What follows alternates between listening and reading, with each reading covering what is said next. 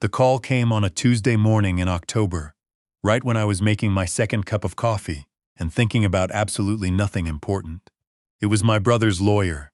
Peter had been gone for 93 days. I know the exact number because I'd been counting them the way you count days after surgery, not because you want to, but because your brain won't stop.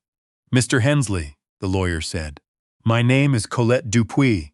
I handle estate matters for your brother's affairs." He left specific instructions regarding a document package, instructions that it not be delivered until 90 days following his passing. "I'd like you to come to my office at your earliest convenience." I set my coffee down. "What kind of document package?" I asked. "I'm not able to discuss the contents over the phone," she said. "But I can tell you that Peter was very deliberate about the timing. His words were, and I'm reading directly from his instruction letter, 'Don't give this to my brother until he's had enough time to start thinking clearly again.' That was Peter. Even gone, he knew me better than I knew myself. I drove to Colette Dupuis' office in downtown Fredericton on a Wednesday morning with frost still on the windshield of my truck. I'm 64 years old and I've lived in New Brunswick my whole life, and I still can't get used to how fast October turns mean here. Peter used to say the province has 2 seasons, July and winter, and he wasn't wrong. Her office was on the 3rd floor of a building on Queen Street, small and tidy, the kind of place where the bookshelves are actually used. She was a woman in her mid-50s with reading glasses on a chain around her neck and the calm manner of someone who spends most of her professional life delivering difficult news with dignity. She slid a manila envelope across the desk. My name on the front in Peter's handwriting. "He also left a letter addressed to me," she said, "explaining what's inside and why he waited. He wanted me to tell you one thing before you open it." I looked up. He said, "Tell him I'm sorry I didn't say this to his face. Tell him I didn't know how." I took the envelope home. Peter was 68 when he died. Pancreatic cancer. From the diagnosis to the end was 11 weeks, which sounds fast until you're living through it, and then it's both impossibly fast and unbearably slow at the same time. He was my only sibling. Our parents have been gone for years. It was just the 2 of us for a long time, and then it was just me. He never married. Spent 30 years running a small commercial property business in the St. John area. Warehouses, small industrial units, the unglamorous end of real estate that nobody makes TV shows about. He wasn't wealthy by any dramatic standard, but he'd built something solid over those decades. When he died, his estate was worth somewhere in the range of $2.3 million, mostly in property equity and a managed investment portfolio. I didn't know that number until after he was gone. I also didn't know that a significant piece of that estate had, over the previous 14 months, been quietly redirected somewhere it was never supposed to go. I know that now. I know exactly where it went and exactly who moved it there. That's what was in the envelope. I sat at my kitchen table for 2 hours before I opened it. My wife, my ex-wife now, though she didn't know that yet on the day I'm describing, was at her book club. My daughter had called that morning from Vancouver just to check in, because she calls every Wednesday, and I'd told her I was fine and we'd talked about her kids for 20 minutes. And I hadn't mentioned the lawyer or the envelope. I made myself eat something first. That was Peter's influence, honestly. He always said, "You think better when you're not hungry." It's a boring piece of advice and it's completely correct. I opened the envelope at 1:15 in the afternoon. Inside was a USB drive, a handwritten letter from Peter, 4 pages, and a printed summary sheet with 3 columns of figures that I didn't immediately understand. I read the letter first. "I'm writing this in the hospital," he began, "during one of the overnight stretches when I can't sleep and the ward is quiet and I find myself being more honest than I've been in years. That's something they don't tell you about dying. It clears a lot of things up. You stop telling yourself the comfortable stories. What's on that USB drive is everything I found over the past 8 months. I hired a forensic accountant in Moncton, a man named Archie Drummond. You won't know him, because I started noticing irregularities in the quarterly reports for the St. John portfolio. Small things at first, transfers I didn't remember authorizing, consultant fees to companies I couldn't find records of ever hiring. By the time I understood what I was looking at, I was already sick, and I made a mistake. I confronted the wrong person too early, before I had everything documented. After that, things moved faster than I could keep up with. The person who has been stealing from my business and from what will become your inheritance is someone who has been in my life for 6 years. Someone I trusted completely. Someone you've met at holidays and at the funeral, and who probably held your arm and said kind things to you. It's Maureen's husband. Maureen is my daughter's name. She's 38, lives in Vancouver with her husband and their 2 kids, 8 and 5. She's a registered nurse, works long shifts, is a remarkable mother, and she has always, from the day she brought him home, been somewhat dazzled by the man she married. His name is Stuart Vance. He's 42, runs what he describes as a business consulting and investment advisory practice, which I had always taken at face value, because I don't know much about that world, and he speaks about it with the confident fluency of someone who does. He flew in from Vancouver for Peter's funeral. He stayed 4 days. He helped me with the catering arrangements for the reception. He shook hands with the pastor. He made my daughter feel supported at a time when she needed it. I sat at my kitchen table, and I read my dead brother's handwriting, describing how this man had spent the better part of a year and a half systematically looting the management accounts of Peter's St. John properties, using a shell company registered in Alberta under a name that had no obvious connection to Stuart, but which Archie, the forensic accountant, had traced back through 2 holding entities to a numbered company with Stuart's former business partner listed as director, and Stuart himself listed in an internal operating agreement as 50% beneficial owner. Over 14 months, approximately $340,000 had moved through that structure. $340,000. Peter had written, "I want to be angry about the money, but what I keep coming back to is my granddaughter, your granddaughter, sitting on his lap at Christmas, calling him Daddy. I keep thinking about what kind of man does this to the family of his wife's dying uncle and still comes to the funeral and squeezes the old man's hand at the graveside. I waited 90 days because I needed you to grieve before you had to fight, and because I needed Archie to finish his work and make sure the documentation is airtight before anyone looks at it with official eyes. Everything you need is on the drive: bank records, transfer confirmations, the corporate registry filings, Archie's complete analysis, and 3 recorded phone calls.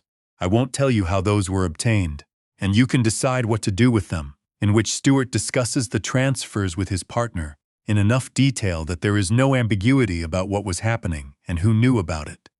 I'm sorry I didn't tell you sooner. I'm sorry I let him sit at my table.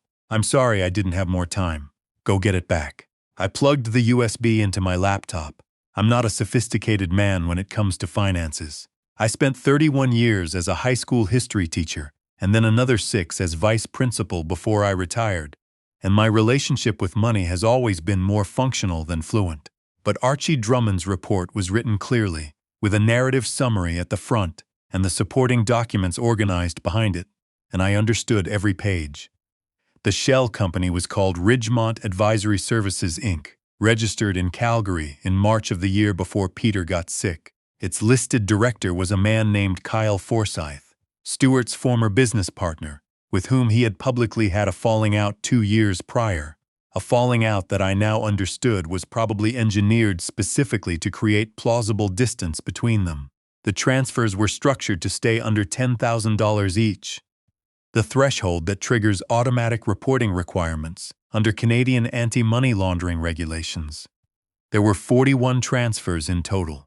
Archie had cross-referenced each one against Peter's actual consultant and maintenance records and found no corresponding legitimate work product or service for any of them. The recorded calls were the part that stayed with me.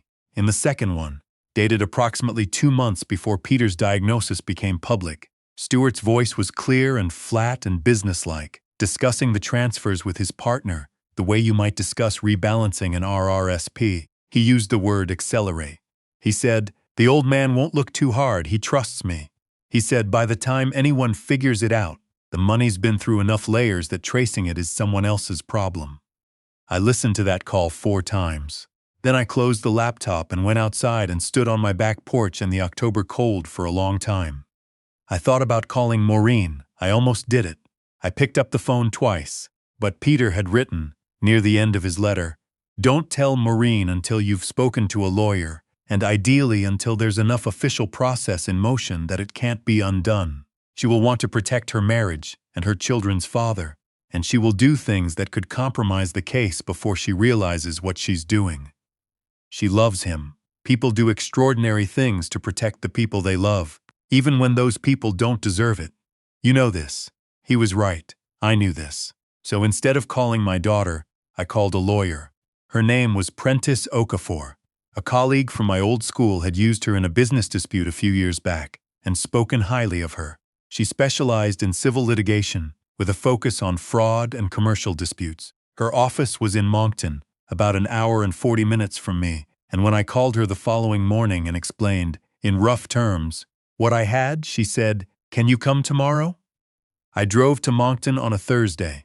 I sat in her office for 2 hours and went through everything. She reviewed Archie's summary and looked at the corporate registry documents and listened to about 40 seconds of one of the recorded calls with an expression that didn't change at all, except for a slight tightening around her eyes. "This is solid," she said. "The shell company structure is textbook. The call recordings are a complication depending on how they were obtained, but the documentary evidence alone is sufficient for civil proceedings and likely sufficient to interest the RCMP Integrated Market Enforcement Team, ABRCMP, I said. Fraud of this nature, involving structured transfers designed to evade reporting thresholds, is a federal matter. We would file a civil claim in parallel for recovery of the funds, but I would strongly recommend also engaging law enforcement. The parallel process protects you. It signals that you're not interested in a quiet settlement, and it creates a legal record that protects your daughter as well. I hadn't thought about that last part. Protecting Maureen from any suggestion that she knew. She didn't know, I said. I believe you, Prentice said. Which is exactly why we want everything documented and official before anyone has a chance to suggest otherwise. I signed a retainer that afternoon. What happened over the next 6 weeks was not dramatic in the way television fraud investigations are dramatic. There were no raids at dawn that I witnessed. There were phone calls from Prentice. There were documents I signed. There was a CCRA referral. The Canada Revenue Agency got involved because the shell company had apparently not filed proper tax returns either, which added a layer I hadn't anticipated. There was an RCMP file number that Prentice gave me one afternoon like it was a library card number. Matter of fact, this is where things stand. Through all of it, I kept talking to Maureen every Wednesday. I kept asking about her kids. I kept listening to her describe her shifts, her garden, a recipe she was trying, a book she'd read, and I kept not telling her. That was the hardest thing. Harder than the documents, harder than the lawyer's fees, harder than listening to Stuart's voice on that recording. Every Wednesday, I looked at my daughter's face on the phone screen. We do video calls, and I carried this knowledge like a stone in my chest, and I smiled and asked about the kids. I told myself Peter carried it alone for months. I can carry it a little longer. Prentice called me on a Friday morning, 5 weeks after I'd first walked into her office. The RCMP have enough to move, she said. Stuart Vance and Kyle Forsyth were both interviewed under caution yesterday in Vancouver and Calgary, respectively. Forsyth has retained counsel and is, I'm told, being cooperative. Stuart has retained separate counsel. What does that mean, cooperative? It means Forsyth is likely looking at a plea arrangement in exchange for providing evidence against the primary architect of the scheme, which, given what we know about who initiated contact and who recruited whom, appears to be your son-in-law. I sat down. My daughter, I said. When does she find out? If she doesn't know already, and Stuart would have had every reason to tell her once he was interviewed, she will likely hear from him in the next 24 to 48 hours. I'd recommend you call her today, before he does. I called Maureen at noon. She didn't believe me at first. That's not a criticism, it's just the truth, and it's exactly what Peter had predicted. She went very quiet and then she said, "Dad, are you sure you understand what you're looking at?" In the careful tone of someone managing an elderly parent, and I said, "Maureen, I've spent 5 weeks with a fraud litigation lawyer and an RCMP file number. I understand exactly what I'm looking at." Another silence. Then, "How much?" $340,000 from your Uncle Peter's business accounts, over 14 months. She made a sound I'd never heard from her before, a small, compressed sound like something collapsing inward. "The kids," she said. "Oh God, the kids. The kids are fine," I said. "The kids have you. That's not going to change." Did he know? When Peter was sick, did Stuart know that he knew? "We believe so," I said. "Your uncle confronted him once, before he had everything documented. That's partly why Peter waited. He wanted everything airtight before anyone moved." She cried for a while. I stayed on the call. I didn't try to make it better with words because there aren't words for that particular moment. When someone you've built a life with turns out to have been something you didn't know. I just stayed on the line and said, "Occasionally, I'm here," because that was the only true and useful thing. Eventually she said, "He's been acting strange for about 3 weeks. I thought it was work stress." "It was," I said. "Just not the kind he told you about." Stuart Vance was formally charged 8 months later with fraud over $5,000, breach of trust, and participation in a criminal organization under the Criminal Code of Canada. Forsyth pleaded guilty to a reduced charge in exchange for his cooperation and received a conditional sentence. No jail time, which I won't pretend I was pleased about, but Prentice explained the prosecutorial logic and I accept it. Stuart's trial took place in Vancouver Provincial Court. I drove to the ferry and crossed to the island and flew out from Victoria, which is what I always do when I visit Maureen, out of habit and stubbornness.